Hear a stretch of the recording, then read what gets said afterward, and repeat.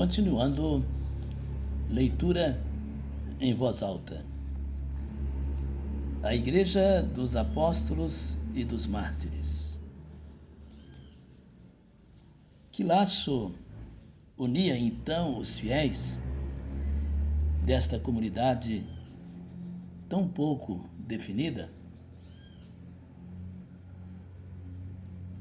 Que laço tão forte era esse que, para manter coeso esse grupo, não necessitava de nenhuma barreira exterior?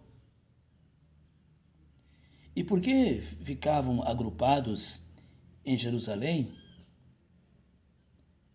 Como se nesse palco tradicional da ação divina estivesse a ponto de ocorrer algum acontecimento cujo segredo só eles possuíam?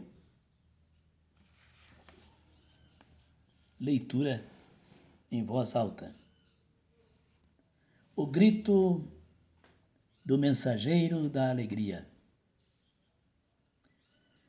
A resposta resumia-se numa breve frase em que se condensava toda a fé daqueles homens. O Messias veio para o meio de nós.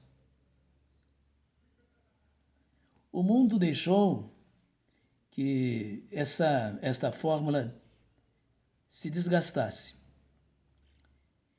E ela perdeu o seu sentido de revelação misteriosa e a sua revolucionária novidade. Para avaliar o peso que possuía então, seria preciso ir ao encontro das raízes vivas da tradição judaica e sentir no mais profundo do ser aquela plenitude de amor e aquele terror augusto que uma alma fiel experimentava a simples evocação dessa vinda.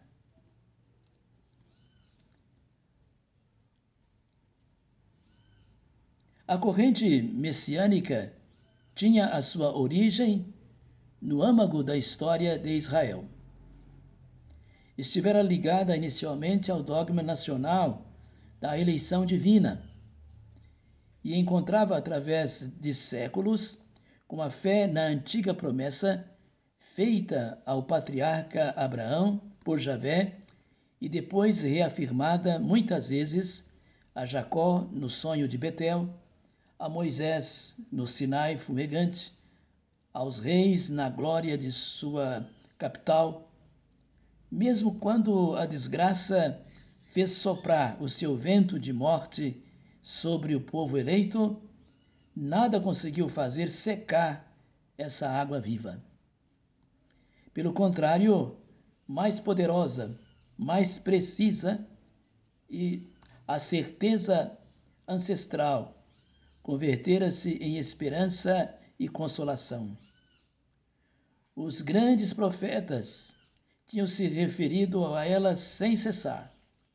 Isaías, num capítulo admirável, o 11º, evocara detalhadamente os dias em que a raiz de Jessé seria como um estandarte desfraldado por sobre os povos.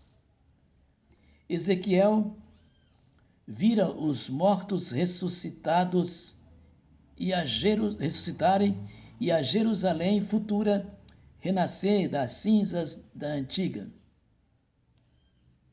O livro de Daniel, abrangendo toda a história no seu conjunto, designara-lhe o fim providencial, a instalação do reino de Deus sobre a terra pela restauração gloriosa de Israel e pelo estabelecimento de um povo de santos. Foi principalmente após a volta do exílio que esta grandiosa imagem se individualizou. A realização da antiga promessa havia de ser levada a cabo por Deus evidentemente, mas não de um modo direto. O Altíssimo havia de servir-se de um intermediário sagrado para lhe dar cumprimento, de um ungido, de um Messias, de um Cristo.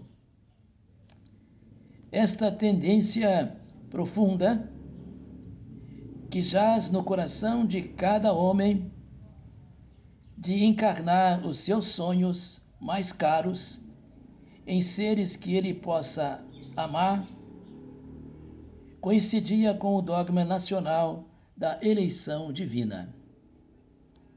Confusa, contraditória, mas singularmente presente nas consciências, tinha-se imposto cada vez mais a imagem de um personagem sobrenatural que viria restituir Israel a si mesmo e levar a cabo a obra de Javé.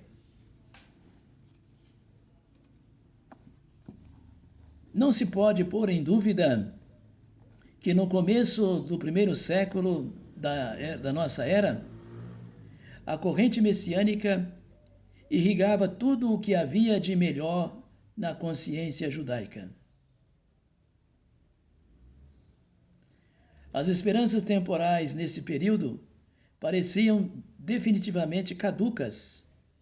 Os descendentes dos Macabeus haviam-se afundado em sangue e os pequenos príncipes da linhagem de Herodes, bem como os funcionários de Roma, repartiram entre si a terra prometida.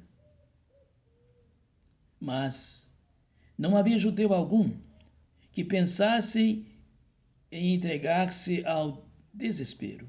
Ao contrário, basta abrir o Evangelho para logo se perceber o frêmito de esperança que percorria aquela raça santa. Quando João Batista pregava nas margens do Rio Jordão, os sacerdotes e os levitas foram perguntar-lhe se ele era o Messias. André, correndo ao encontro de Simão, grita-lhe: encontramos o Messias. E a mulher samaritana, na sua humilde fé, confessa ao seu interlocutor diante do poço de Jacó: eu sei que o Messias está para vir. Quando ele vier, far-nos-á saber todas as coisas.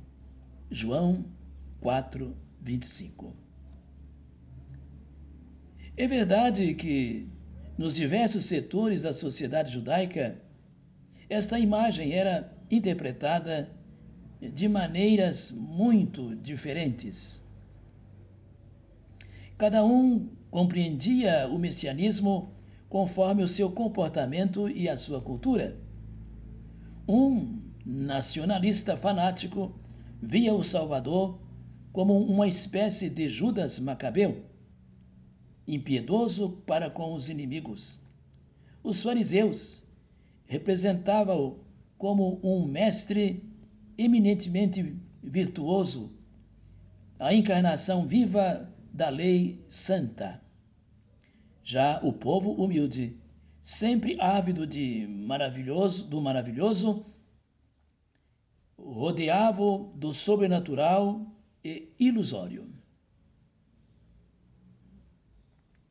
Às vezes, aproveitando-se da violência desta esperança, surgiram aventureiros que arrastavam os seguidores para a realização imediata dessa promessa. Chamava-se Judas, Simão, Atonge, mas todos, um após outro, depois de algumas semanas de agitação, eram metidos na ordem pela autoridade, sem que esse fato, no entanto, servisse de lição aos novos pretendentes. Um gênero literário extremamente difundido entre o segundo século a.C. e o primeiro da nossa era, explorava incansavelmente este filão, o chamado gênero apocalíptico, cujo ponto de partida se pode descobrir no livro bíblico de Daniel, e cujo remate se há de encontrar no Apocalipse de São João. Essa literatura estava permeada de uma estranha poesia, atulhada de dissertações semi-sublimes, semi-absurdas, em que o sonho inflamado de uma nação angustiada se misturava com as especulações de intelectuais peritos nas disciplinas do mistério. A esperança messiânica, mais concreta e mais temporal, servia de base a doutrinas escatológicas que pretendiam revelar os últimos fins do homem e o sentido último dos dramas cósmicos. Estes livros que a Igreja excluiu do cano do Antigo Testamento constituem um conjunto compacto e estranho, que teve como prolongamento a Cabala e o Zohar, o livro de Enoque, o livro dos Jubileus, o Testamento dos 12 patriarcas, a Ascensão de Moisés e, um pouco à margem, os Salmos de Salomão, onde a intenção piedosa é mais patente, bem como mais tarde o Apocalipse de Esdras. Todos esses apócrifos exerciam certamente uma profunda influência sobre a alma judaica da época. São obras que mostram até que ponto a vinda do Messias era esperada no Israel de então, com uma revelação fulminante que se faria acompanhar de súbita comoção.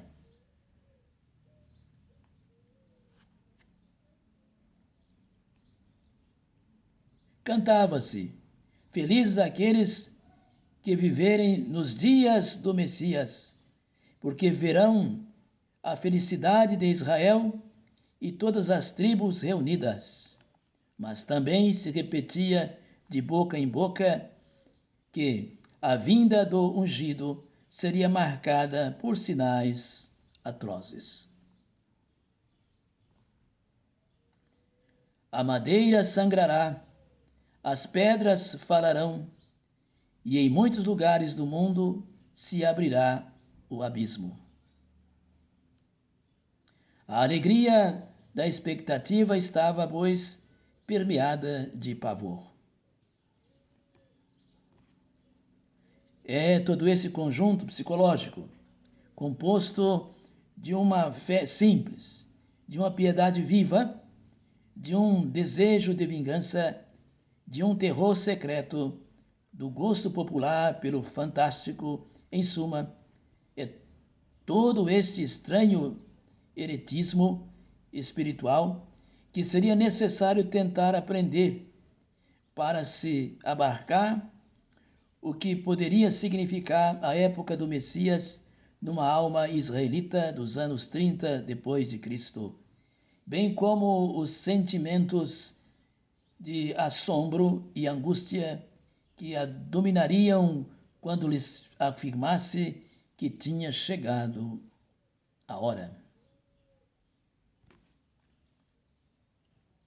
Fazei soar em Sião a trombeta das festas. Gritai em Jerusalém o grito do mensageiro da alegria. Dizei que Javé, na sua misericórdia, visitou Israel. De pé, Jerusalém, ao alto os corações. Olha os teus filhos da nascente e do poente reunidos pelo Senhor. A sua alegria em Deus vem também do norte, e o seu agrupamento de ilhas mais longínquas. Os montes nivelaram-se, as colinas esfumaram-se, e as florestas projetaram as suas sombras sobre os caminhos por onde eles haviam de passar, para que estivessem preparados para a festa do Senhor. Os bosques deram-lhes toda espécie de madeiras aromáticas. Jerusalém, cobre-te com as tuas vestes de glória, limpa a tua túnica de satisfação, porque Deus prometeu a felicidade ao teu povo no século presente e na sequência dos séculos. Que venha, que se realize a promessa de Deus feita outrora a nossos pais, e que pelo seu santo nome Jerusalém será para sempre exaltada. Salmos de Salomão, Salmo 11. Tal era a oração do judeu crente. E os membros da comunidade dos irmãos respondiam a esses anseios, tão intimamente enraizados, que todas essas coisas já se tinham realizado e que o grito do mensageiro da alegria já retinira pelas colinas. Um deles, Simão,